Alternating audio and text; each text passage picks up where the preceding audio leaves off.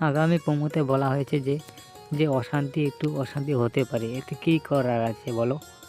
এরপর পলি বলছে, দেখো ঝোরা শুধু স্রোতকে ভালোবেসেছে, তার জন্য ওকে এত শাস্তি পেতে হবে? এটা শুধু ভালোবাসার জন্য এতটা শাস্তি প্রাপ্য নয়, এর জন্য আমি ঝোরার পাশে দাঁড়িয়েছি। এরপর স্রোত বলে উঠল, আপনি পাশে দাঁড়িয়েছেন মানে? এরপর পলি বলল, তুমিও তো পিঠ টান দিয়েছ।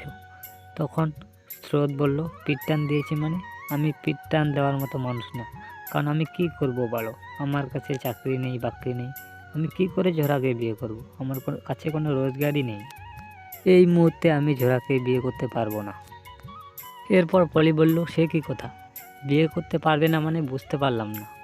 বিয়ে করলে এখনই করতে হবে স্রোত, তুমি চাকরির মতো চাকরি খুঁজে যাবে, তাহলে কি ঝরার জীবনটা নষ্ট হবে?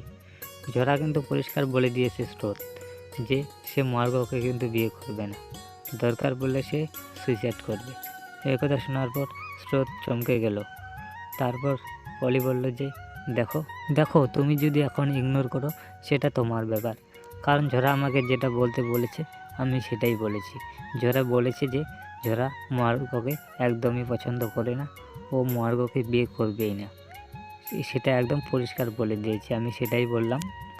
এরপর স্রোতের দাদাবাবু বলছে, দেখো স্রোত তো কোনো চাকরি বাকরি করে না, আর তাছাড়া আমাদের সংসারে সেরকম আর্থিক অবস্থা নেই।